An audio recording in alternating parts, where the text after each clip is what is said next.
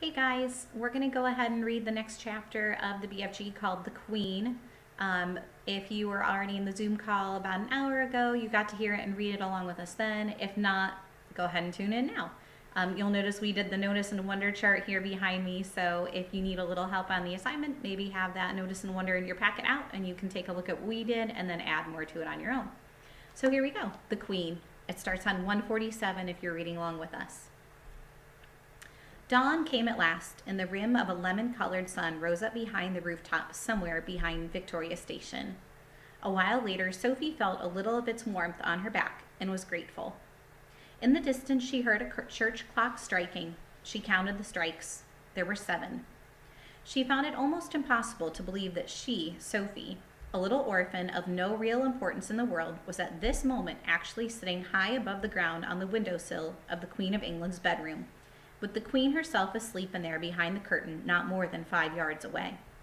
The very idea of it was absurd. No one had ever done such a thing before. It was a terrifying thing to be doing. What would happen if the dream didn't work?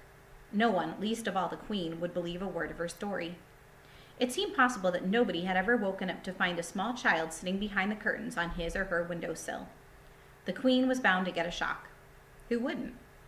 With all the patience of a small girl who has something important to wait for, Sophie sat motionless on the windowsill.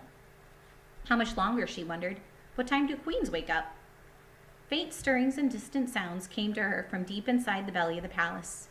Then, all at once, beyond the curtains, she heard the voice of the sleeper in the bedroom. It was a slightly blurred sleep talker's voice. "Oh no," it cried out. "No, don't. Someone stop them. Don't let them do it. I can't bear it. Oh, please stop them. It's horrible. Oh, it's ghastly. No, no, no." She's having the dream, Sophie told herself.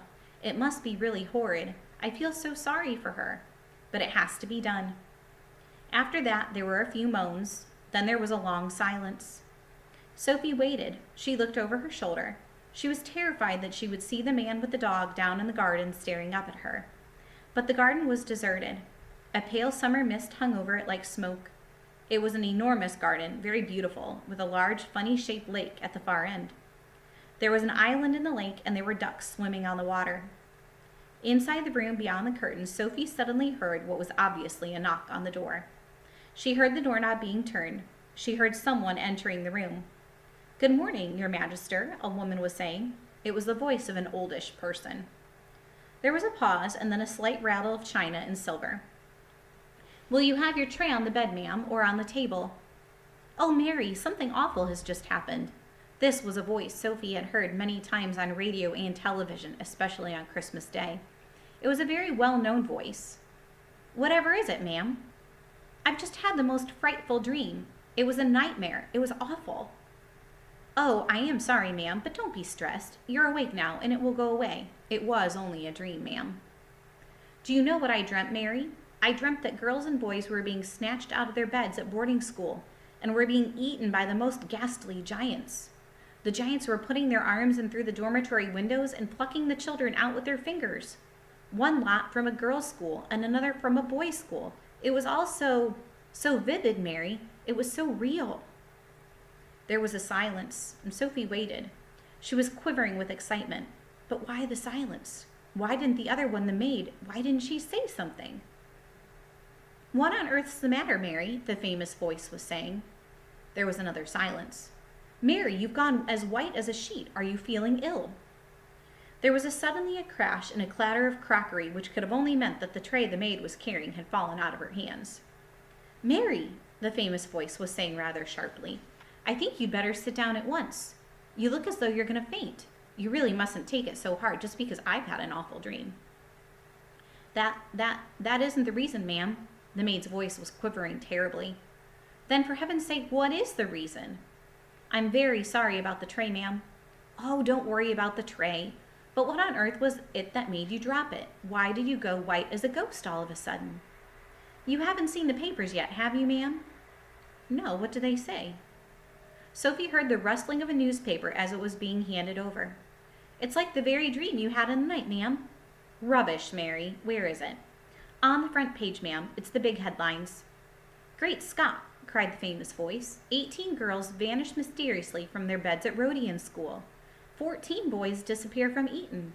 Bones are found underneath dormitory windows. There was a pause punctuated by gasps from the famous voice as the newspaper article was clearly being read and digested. "Oh, how ghastly," the famous voice cried out. "It's absolutely frightful. Bones under the windows? What could have happened? Oh, those poor children." "But, ma'am, don't you see? Ma'am." "See what, Mary?" "These children were taken away almost exactly as you dreamt it, ma'am." "Not by giants, Mary." "No, ma'am, but the bit about the girls and boys disappearing from the dormitories, you dreamt it so clearly that it actually happened. That's why I came over all queer, ma'am." "I'm coming over a bit queer myself, Mary." "It gives me the shakes, ma'am, when something like that happens. It really does." "Well, I don't blame you, Mary. I shall get you some more breakfast, ma'am, and have this mess cleared up." "No, don't go, Mary. Stay here a moment." Sophie wished she could see into the room, but she didn't dare touch the curtains. The famous voice began speaking again.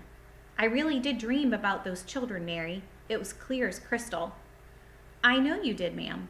I don't know how giants got into it. That was rubbish." "Shall I draw the curtains, ma'am? Then we shall all feel better. It's a lovely day." "Please do." With a swish, the great curtains were pulled aside. The maid screamed. Sophie froze to the window ledge. The queen, sitting up in her bed with the Times on her lap, glanced up sharply. Now it was her turn to freeze. She didn't scream as the maid had done. Queens are too self-controlled for that. She simply sat there, staring wide-eyed and white-faced at the small girl who was perched on her windowsill in a nightie. Sophie was petrified. Curiously enough, the queen looked petrified too. One would have expected her to look surprised, as you or I would have done when we had discovered a small girl sitting on our windowsill first thing in the morning. But the queen didn't look surprised. She looked genuinely frightened. The maid, a middle-aged woman with a funny cap on the top of her head, was the first to recover. "What in the name of heaven do you think you're doing in here?" she shouted angrily at Sophie. Sophie looked beseechingly towards the queen for help. The queen was still staring at Sophie. Gaping at her would have been more accurate. Her mouth was slightly open, her eyes were round and wide as two saucers, and the whole of that famous, rather lovely face was filled with disbelief. "Now listen here, young lady, how on earth did you get into this room?" the maid shouted furiously. "I don't believe it," the queen was murmuring. "I simply don't believe it." "I'll take her out, ma'am, at once," the maid was saying. "No, Mary, no, don't do that." The queen spoke so sharply that the maid was quite taken aback. She turned to her and stared at the queen. What on earth had come over her? It looked as though she was in a state of shock. And boys and girls, that's where we'll end today because this chapter's a little long, so we'll start tomorrow on page 154. See you then. Bye.